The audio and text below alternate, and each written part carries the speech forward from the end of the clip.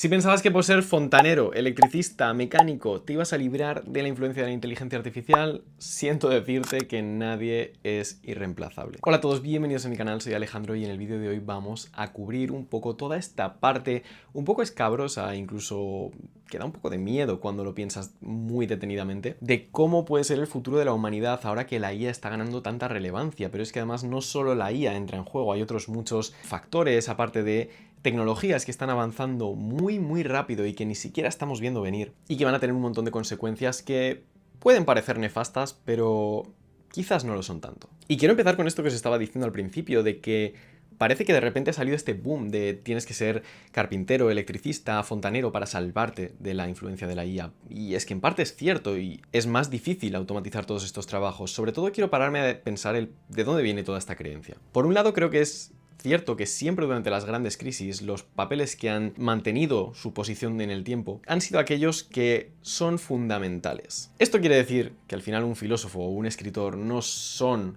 los que van a estar trabajando cuando nadie tiene nada para sobrevivir. Sin embargo, si lo que te dedicas es a arreglar el techo sobre el que vive la gente, a reparar el medio de transporte que necesitan para vivir, a hacer que en su casa llegue agua, obviamente son trabajos que sobreviven y pueden ganarse el pan de alguna forma. Por otro lado, la automatización más obvia es toda aquella que se pueda hacer con menos fricción, con menos dependencias. Esto quiere decir que al final tú con la IA lo que más rápido vas a automatizar es el trabajo con un ordenador, que es donde vive la IA, donde se está lanzando, donde se está haciendo cosas, y obviamente eso implica la programación, trabajos de oficina y en general pues cualquier trabajo que implique estar delante de un ordenador. Y son las salidas más obvias, y son las que parece que más rápido van a morir, que son las que van a cargarse primero todos esos programadores que se van a quedar sin trabajo después del boom del 2020, y yo personalmente estoy ahí metido. Pero es que incluso trabajos como los investigadores, los físicos teóricos, los matemáticos, ya están saliendo muchas soluciones que reemplazan gran parte de su flujo de trabajo, por no decir que están ya muy cerca de sustituirlos. Y trabajos que hasta ahora eran de muchísimo prestigio, como digo, estos matemáticos, estos físicos teóricos, investigadores, científicos, ya están apareciendo soluciones para reemplazar estos flujos de trabajo. Por ejemplo, Andrei Karpathy compartió el otro día un repositorio que básicamente trata de entrenar, de hacer todo el proceso de investigación a la hora de entrenar un modelo de inteligencia artificial, que al final, sin entrar en muchos detalles, tú lo que haces es ir cambiando distintos valores y distintos parámetros. Hay muchos investigadores que esto ya lo automatizaban con un script en Python, no voy a entrar en detalles, como digo, pero básicamente pues tienen ese cambio de valores, pues donde ponen un 3, ahora ponen un 6, donde ponen 10 veces, ponen 200 veces, y eso más o menos se podía automatizar. ¿Qué pasa? Que ahí el papel del investigador estaba en tomar decisiones, en razonar lo que estaba pasando.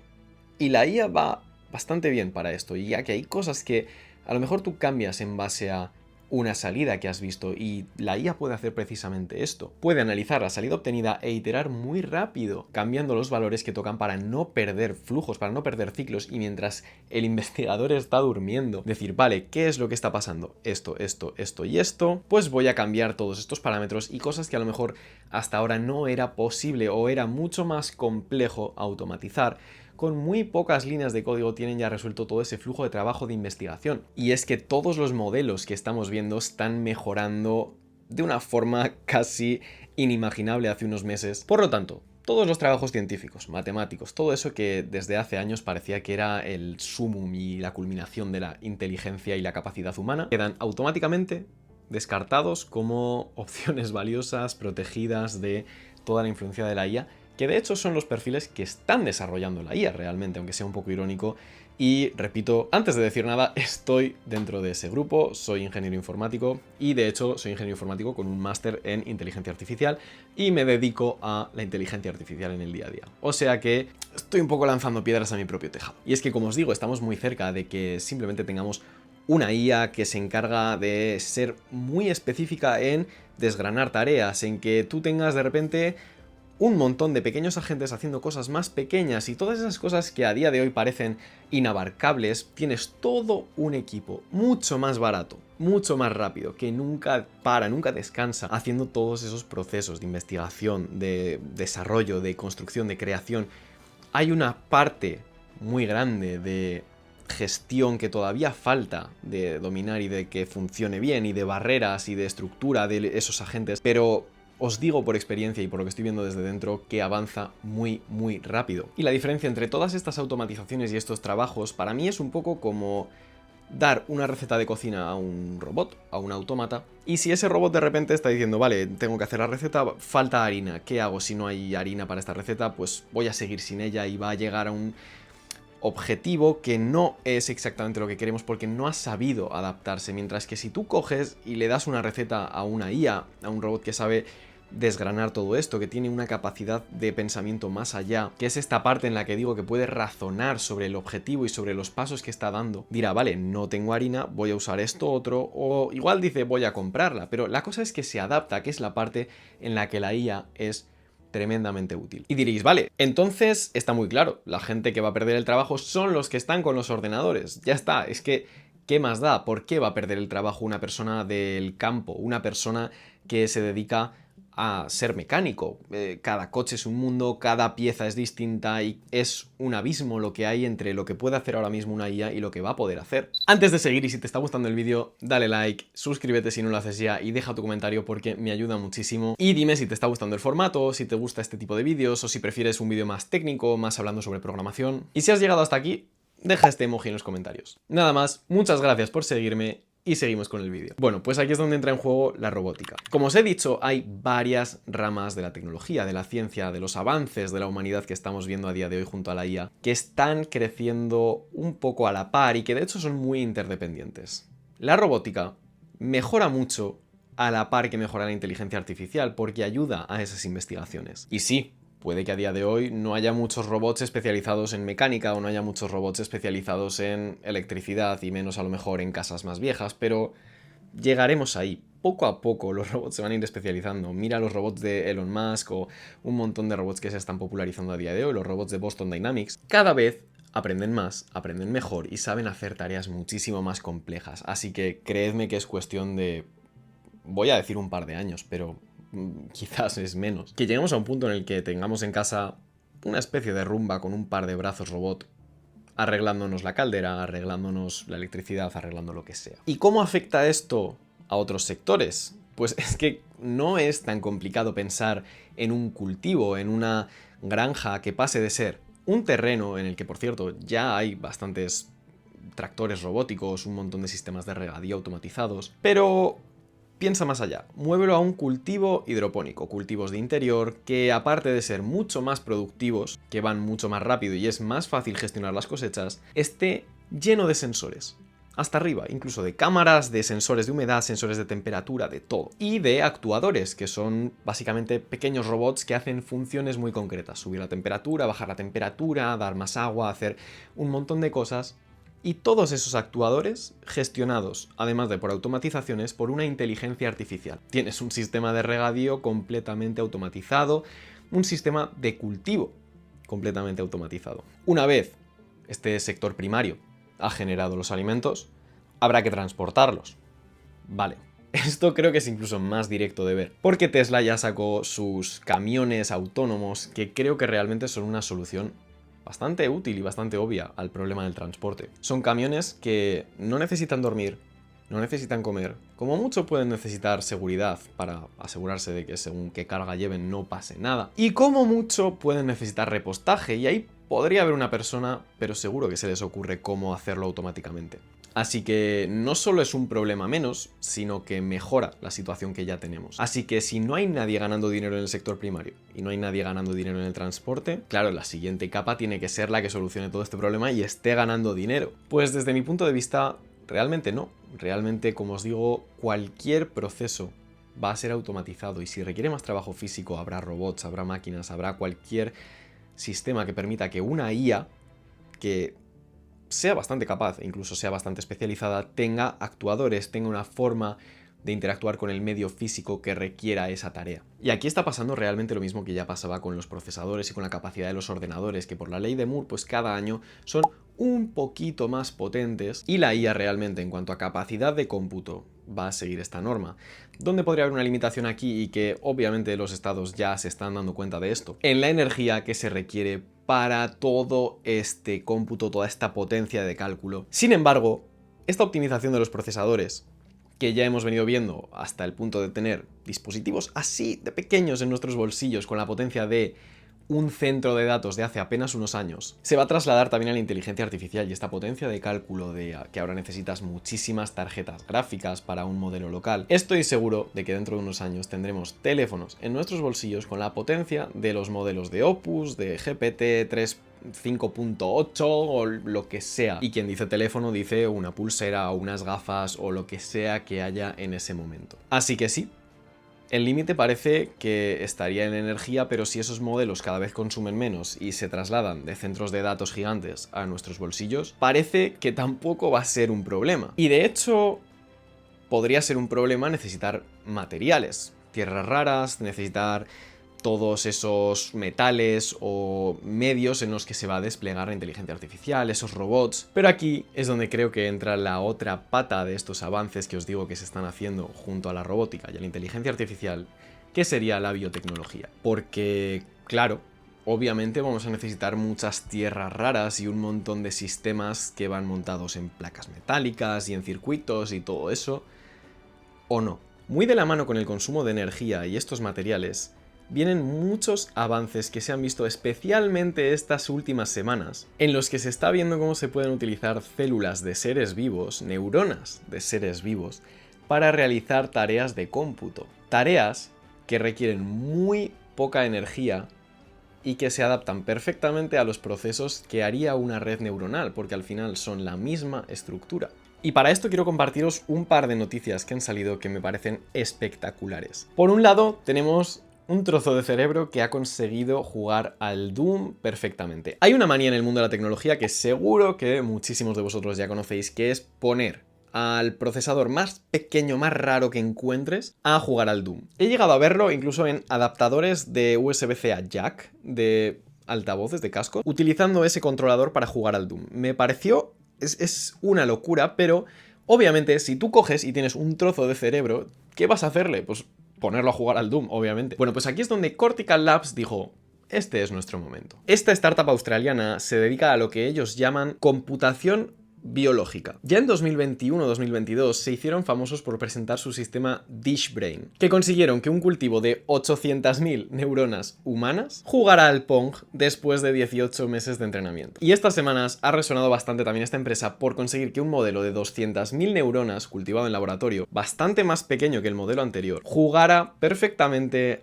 a el Doom. Y lo sorprendente también es que lo lograron en apenas una semana con su nuevo chip CL1. Y yo me pregunto, ¿cómo narices funciona esto? ¿Cómo pones un cerebro a jugar al Doom? ¿Cómo puedo conectarme yo a ese juego? Pues básicamente han construido un microchip con un montón de pequeños electrodos conectados a estas neuronas. Igual que estos cascos que te ponen para medir los impulsos eléctricos, pero súper diminuto. Y lo que han hecho ha sido traducir lo que se vería en la pantalla, de alguna forma, a impulsos eléctricos que llegan a las neuronas. Eso hace que las neuronas ya tengan un input. Obviamente no tienen ojos, no le han hecho un ojo artificial para que pueda ver la pantalla. Y en base a estos impulsos eléctricos, las neuronas generan una reacción, es decir, generan más impulsos eléctricos, que estos electrodos recogen uno por uno y los convierten en movimiento, disparo, cambiar la cámara, en general en todas las acciones posibles en el juego. Es importante aclarar que este grupo de neuronas no sabe que está jugando al Doom, no es algo consciente, no es algo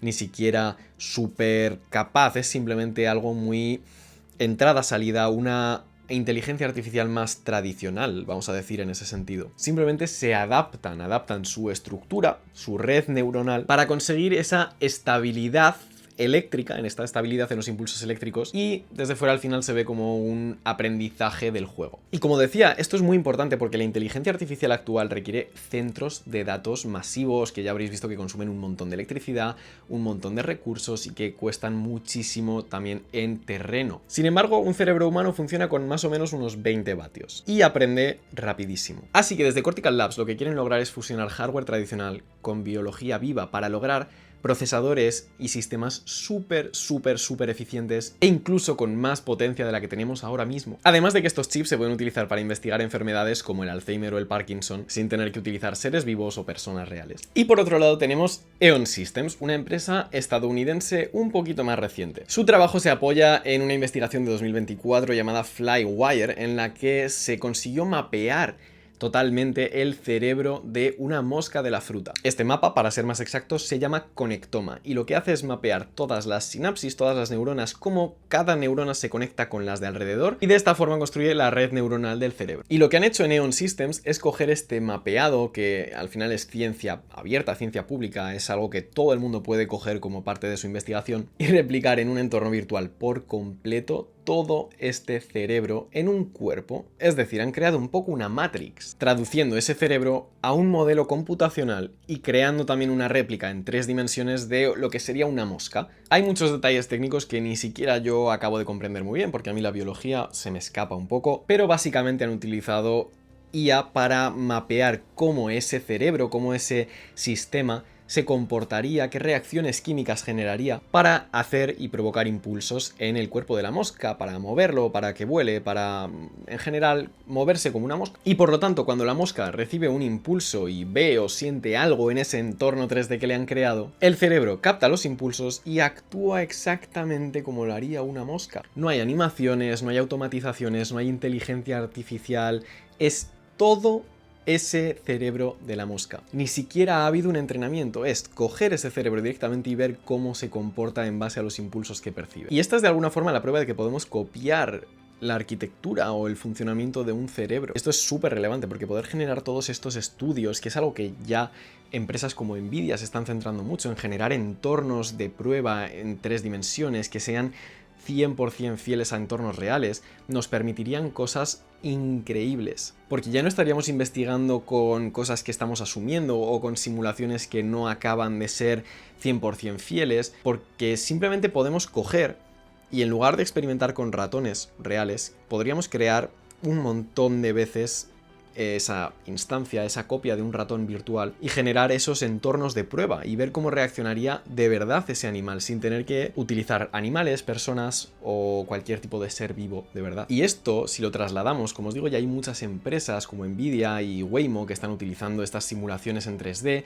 para aprender y formar a los robots, que es muchísimo más barato que generar entornos reales, y eso hace que el aprendizaje de los robots para, por ejemplo, cultivos o para, por ejemplo, arreglar fontanerías y arreglar sistemas de electricidad sea mucho más ágil, mucho más sencillo y que aprendan mucho más rápido. Y si volvemos a la biotecnología, esa barrera de desconocimiento, porque a día de hoy sabemos muy poco sobre cómo funciona el cerebro y cómo funcionan muchas partes del cuerpo humano, al conseguir replicar el cerebro humano, conseguir replicar el cuerpo humano entero al detalle, podríamos generar modelos en los que probar distintos fármacos e intentar ver cómo funcionaría y saber qué sería la mejor cura, encontrar la cura para enfermedades como el cáncer, para cualquier enfermedad del cuerpo realmente. Lo que pasa es que nos falta esa barrera de comprensión. ¿Y sabéis lo que entra muy bien aquí? La inteligencia artificial.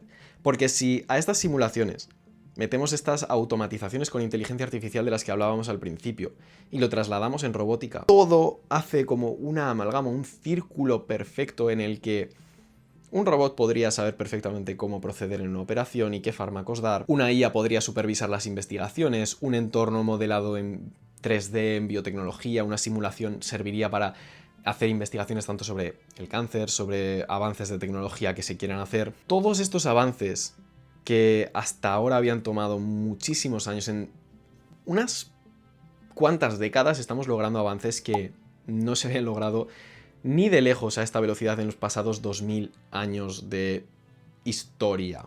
De hecho, los avances de la IA realmente de estos últimos años vienen sobre todo de AlphaFold y toda esta obsesión con el plegado de las proteínas que se logró ya y que se van avanzando cada vez más y cada vez más en esta potencia y que cada vez buscan el foco en el siguiente reto, y el siguiente reto, y el siguiente reto. Y esa potencia de cómputo también puede venir respaldada por la computación cuántica, y si os dais cuenta, todo converge. Son al final un montón de avances tecnológicos que van de la mano y que se apoyan unos a otros y que cuando uno avanza, el otro se multiplica. Así que creo que no todo está perdido, pero aquí entra de nuevo en juego el...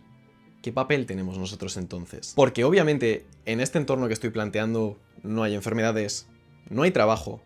¿Y cuál es nuestro papel en todo esto? Creo que el problema que realmente va a haber aquí va a ser cuando se intente producir un cambio muy brusco, cuando de la nada haya empresas que quieran dejar de utilizar camioneros o transportistas tradicionales y de repente un porcentaje muy grande y muy significativo de la población no tenga de qué trabajar. Y obviamente hay muchas ofertas, muchas propuestas, muchas medidas como la renta básica universal, porque de alguna forma hay como que nivelar todo, ¿no? Pero es que desde mi punto de vista lo único a lo que nos dirigimos es hacia la abundancia. Cuando hay que limitar las cosas es cuando no hay nada. Y de alguna forma la política lo que hace es limitar los recursos que tiene cada país para proteger los suyos e intentar comerciar, y todo esto es el sistema en el que vivimos actualmente. Pero es que el problema está realmente en que este sistema limita mucho el comportamiento al que nos estamos dirigiendo, porque si ya no tiene sentido comerciar unos países con otros, porque al final todos pueden producir neuronas, todos tienen esas capacidades de cómputo y hay como una apertura muy grande del comercio, si se puede seguir llamando comercio,